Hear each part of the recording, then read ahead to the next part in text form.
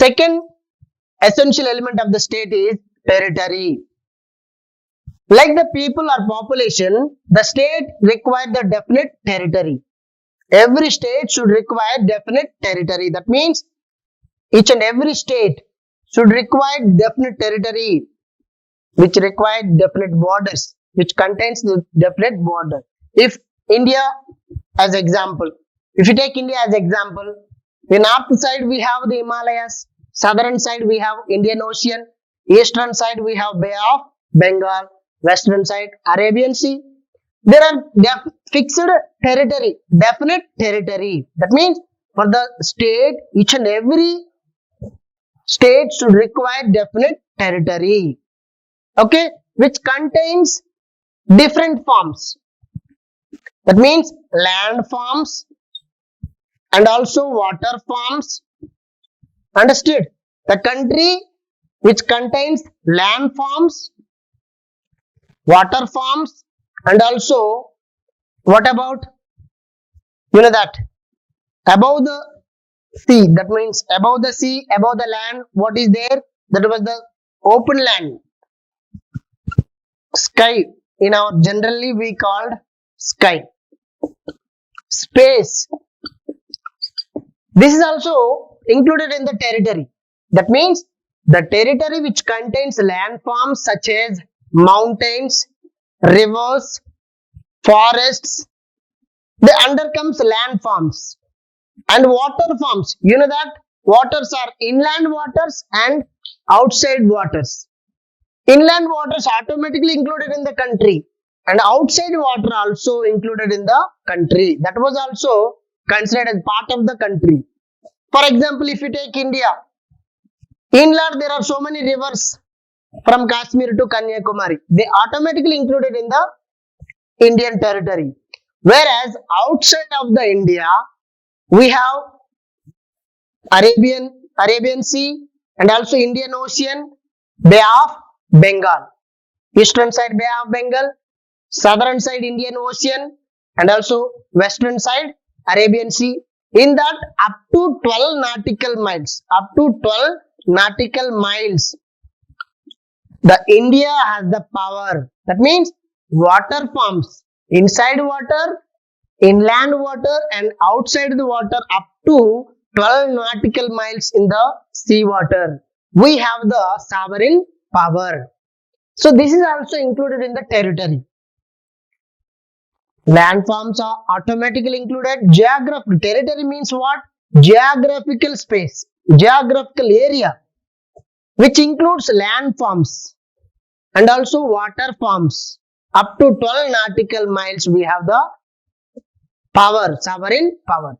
Apart from that, we have the space lying the land, that is also considered under the territory.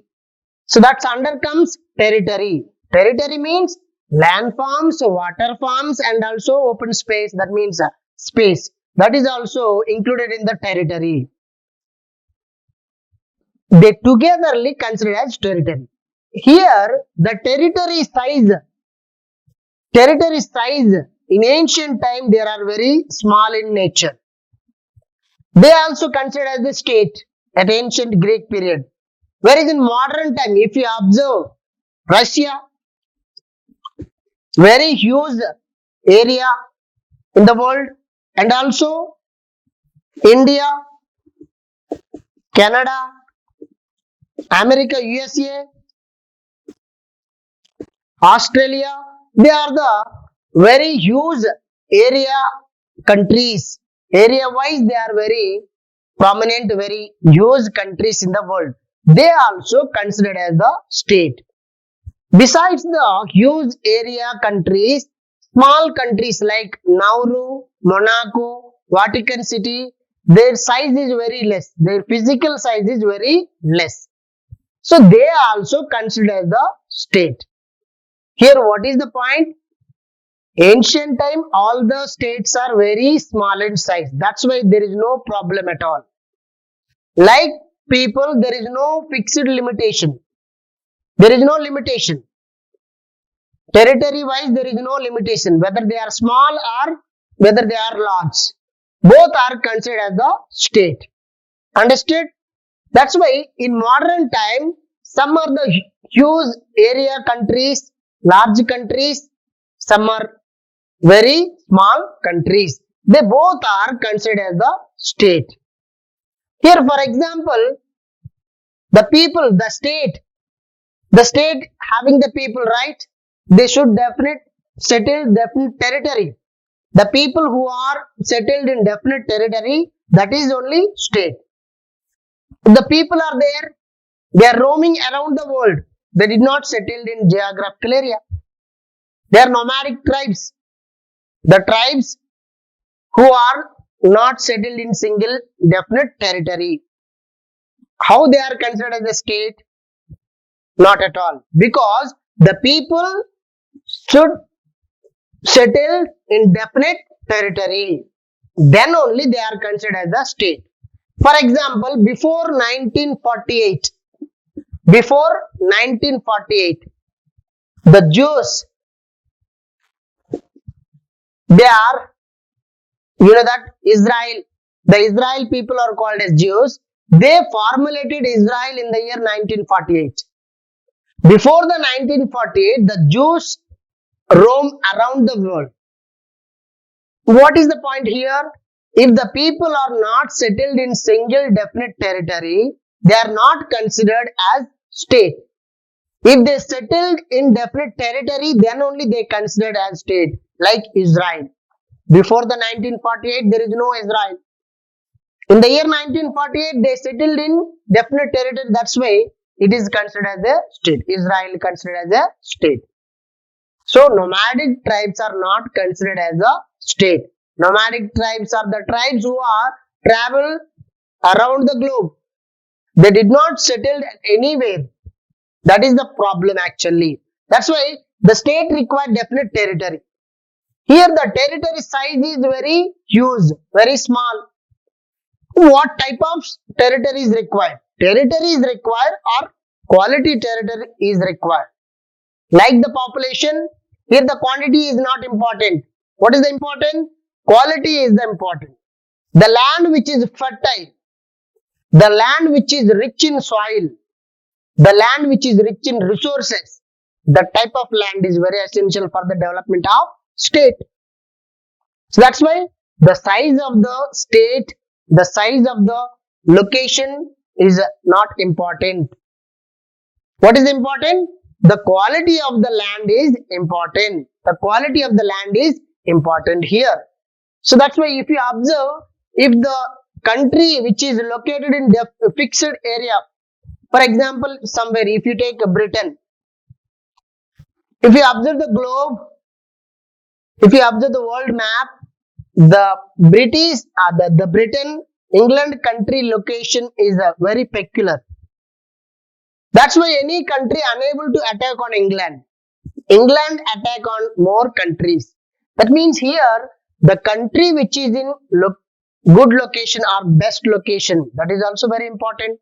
The country which is rich soil, the country which is rich fertile soil, the country which is rich resources, natural resources, that is more important for the development of the country. Understood?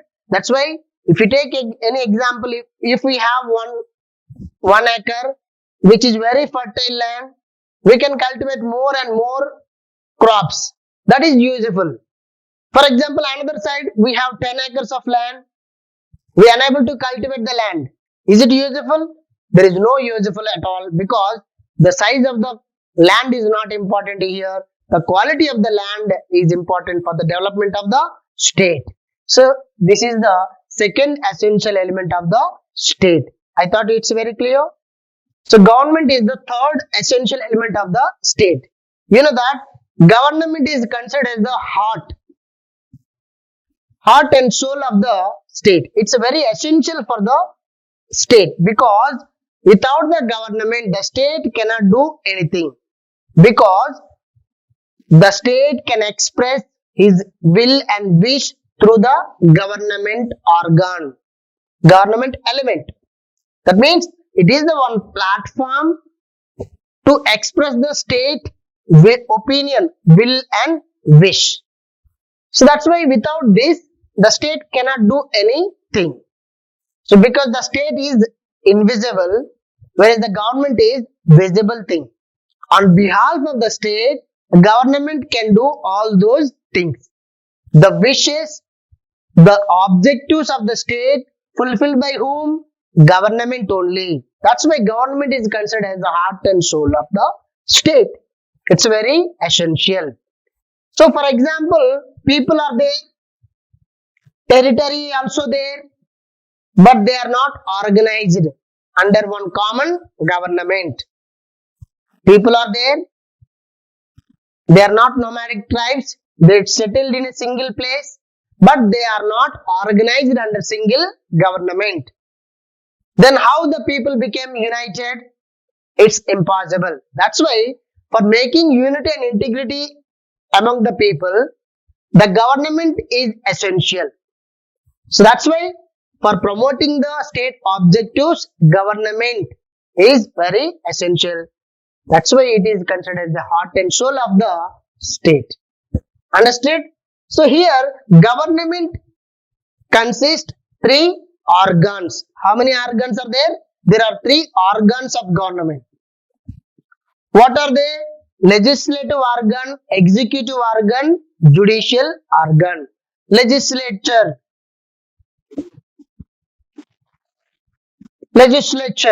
Second one, executive.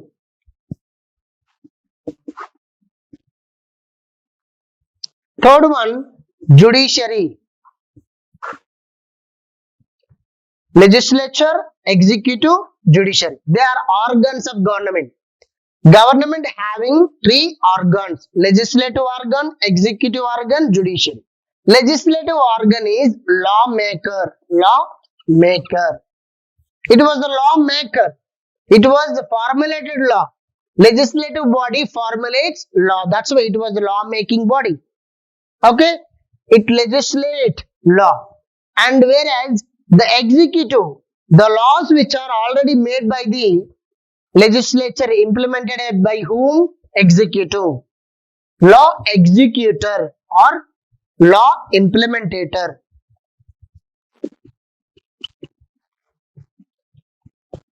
Executive body is the law implementator body. That means it executes the law.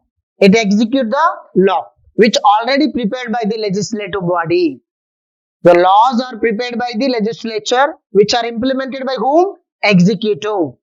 Okay. If any problem arises, who will interpret? Judiciary will interpret. That's why it was the law interpreter. Law interpreter. Judiciary is the law interpreter body. Law adjudication are nothing but law adjudication. The law adjudication function done by whom? Judiciary only. That means the state required the government as the third essential element. Without this, the state cannot do anything because through this government only the state can express its will and wish, its objectives. So here the government can function through the different three organizations, three organs such as legislative body, executive body, judicial body or judiciary.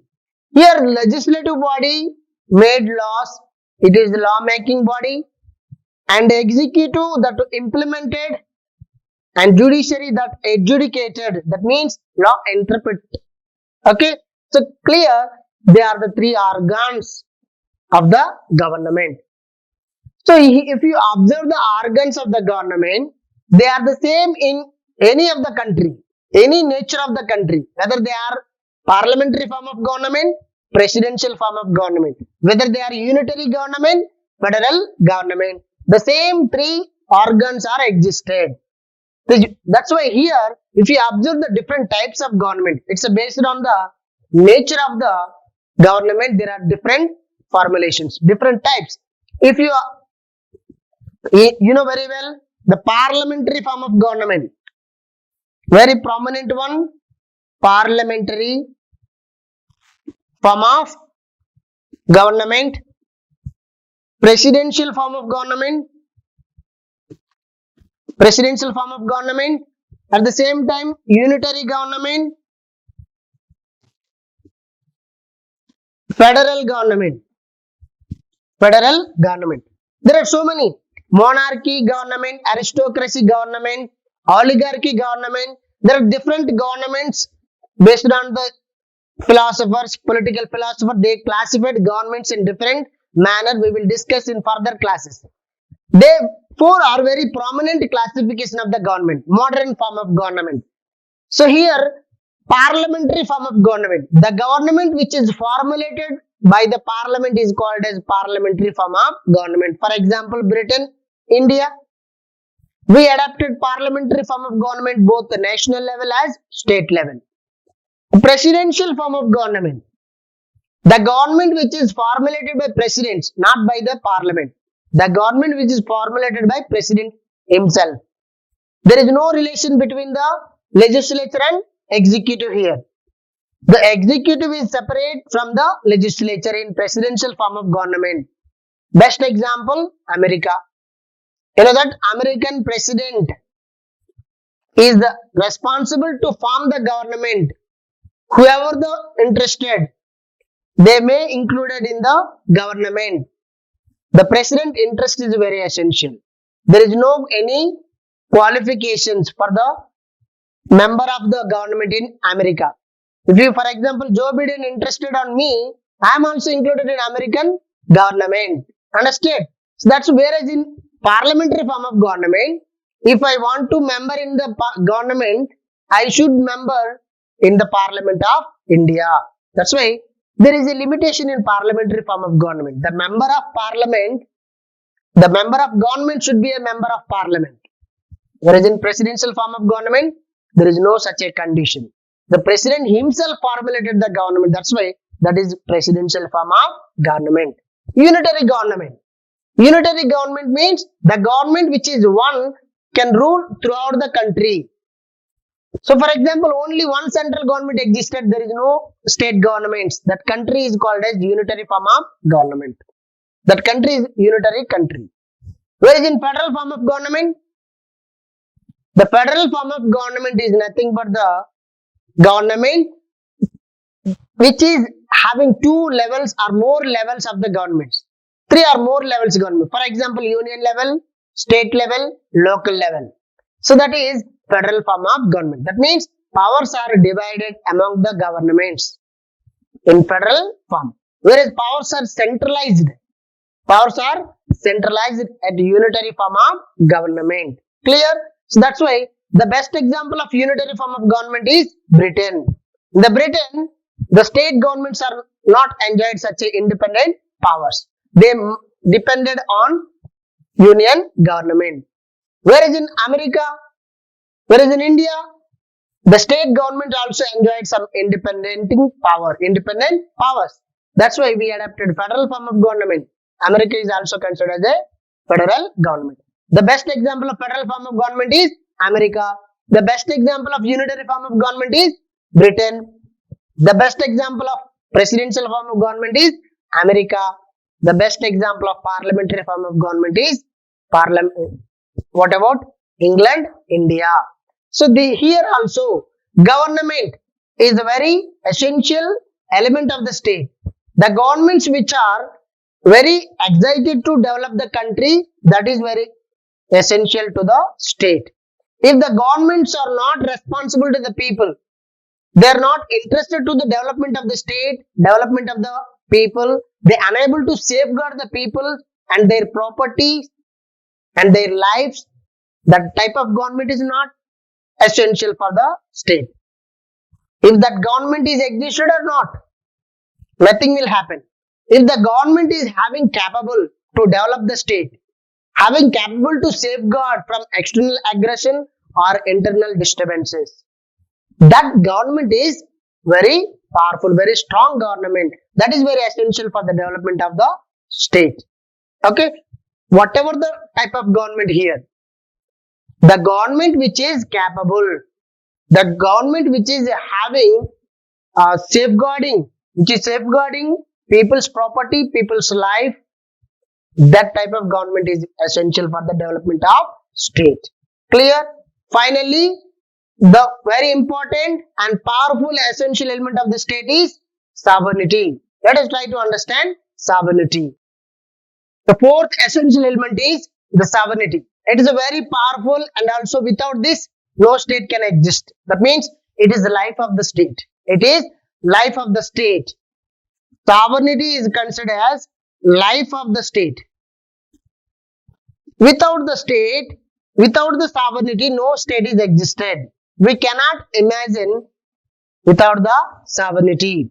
That means if the sovereignty is not existed of the state became dead body. It's a lifeless body. That's why the sovereignty is very essential for the state. Now, what it mean by sovereignty? Sovereignty means supreme power. Supreme power. Understood? The term sovereignty derived from the superanus. What is that? Superanus. Which is the Latin word. The term sovereignty derived from the superanus Latin word, which means supreme power. What is the supreme power? Supreme power is apex power, highest power. That power enjoyed by one person or the group of the persons. Power is supreme. That is the final. There is no power above the sovereign power. So they controlled entire the country, entire the people. Here, Jean Bodin defines sovereignty is very clearly. The sovereignty power is the supreme power which enjoyed by one person on the citizens and the associations within the territory. Understood? Above the citizens and also associations, the supreme power enjoyed by state. Understood? Here the sovereignty is the supreme power which is enjoyed by the state alone. There are so many associations apart from the state. So whereas the state only enjoyed the sovereign power. The state alone enjoyed the sovereign power. That's why the state was differentiated among the other associations based on the sovereignty. Understood? The state was different because it only enjoyed the sovereignty power. Remaining associations are unable to enjoy the sovereignty power. The state enjoys the sovereignty power to control the people and associations also within the territory. So that's why sovereignty is very essential for promoting unity and integrity in the state. Each and every state should require sovereignty. Before 1947, we have the people and also territory and also some governments are existed, but we don't have sovereignty. That's why we are not considered as a state. Understood? So when we got sovereign power, that constitutional sovereign power, then only we enjoyed the full form of state. That means we enjoyed the full powers in the state. So here the sovereign power is supreme power. There are two aspects in the supreme power. One is internal, external. Internal, external. Internal aspect of sovereignty, external aspect of sovereignty. What is the internal aspect of sovereignty? What is the external aspect of sovereignty? According to the internal aspect of sovereignty, the supreme power enjoyed by the state within the territory only, within the territory, on the people, above the citizens and also associations, over the citizens and subjects, associations enjoyed the supreme power, that is internal aspect of sovereignty. Internally, within the geographical boundary, the state enjoyed the supreme power, controlling power. So that is internal aspect of sovereignty that was prescribed by Jean Bodin. Okay? And where is external aspect of sovereignty? Out of the geographical boundary. If the country became freedom, that means outside of the geographical boundary also the state enjoyed the freedom. That is, external aspect of sovereignty. For example, when we want to take any decision without any pressure, if India taking decision without the pressure of the America, China, Russia, India enjoyed external freedom. That is the external aspect of sovereignty. We have we have the free from abroad. We are free from abroad. That is external aspect of sovereignty. Clear? So this is the sovereignty which having two aspects such as internal and external. Here the sovereign power are in different forms. Nominal sovereign, real sovereign. The de jure sovereign, de facto sovereign. So you know very well, in India, the President of India is the nominal sovereign, whereas the Prime Minister is real sovereign. Understood? Like this, we try to cover the sovereignty chapter, all those things. Okay? So this is about the very important element of the state, which is very essential. Out of them, sovereignty is the very powerful and also very, very essential element. It's the life of the state. Because without the supreme power, the state cannot do anything. If the state want to pass the order, that requires supreme power. That was the final power. Nobody can override. Nobody can override. Everybody should obey the power of the state. Of course, here the power of the sovereignty unable to enjoy the state. Original who enjoyed the power? Government enjoyed the sovereignty power on behalf of the state. We already observed the state is invisible thing. On behalf of the state, the government enjoyed all those power, even the sovereignty power. Whereas government does not have supreme power, sovereign power. It is the one body which delegated, state delegated sovereignty power to the government. On name of the state only, the government enjoyed sovereignty power. This is the important element of the state. So the four are essential elements of the state. In modern time, some of the political philosophers argued international recognition also considered as one of the element of the state in modern times. What is the international recognition?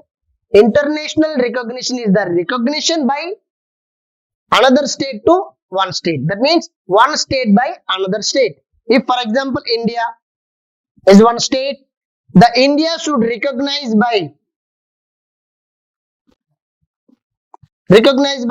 other state or any other state.